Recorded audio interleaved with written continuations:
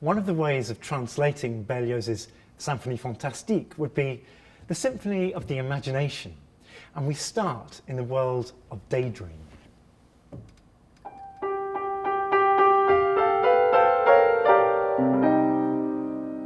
It's wonderful, just hovering there mid-thought. And soon in comes this idea. It's called an idée fixe, literally an obsession.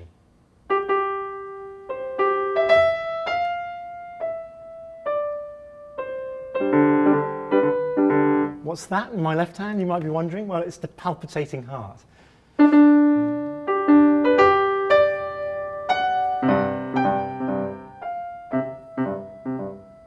In a symphony which is essentially held together by a kind of dream logic, we really need a clear theme like this, an obsessional leitmotif to hold the whole thing together.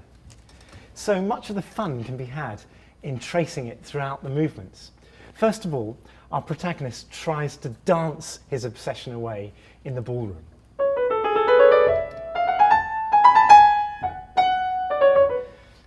But, and this is the wonderful moment, the leitmotif just sneaks back in at the end, in the shadows.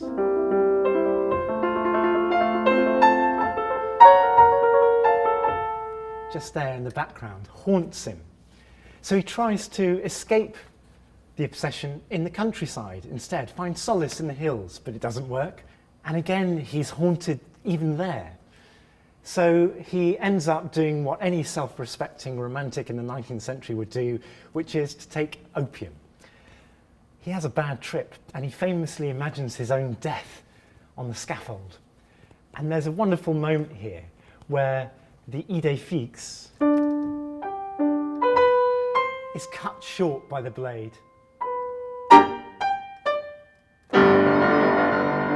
Side roll comes in at that moment. Now, most romantic composers would have left it there, but Berlioz was a true eccentric, and he just takes it that step further.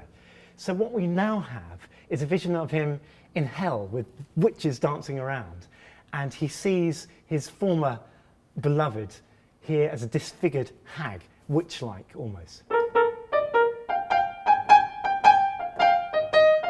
Got to imagine that on a really high, piercing clarinet. So we start in the world of daydream, and we end up in something approaching psychosis almost. It's really violent at the end.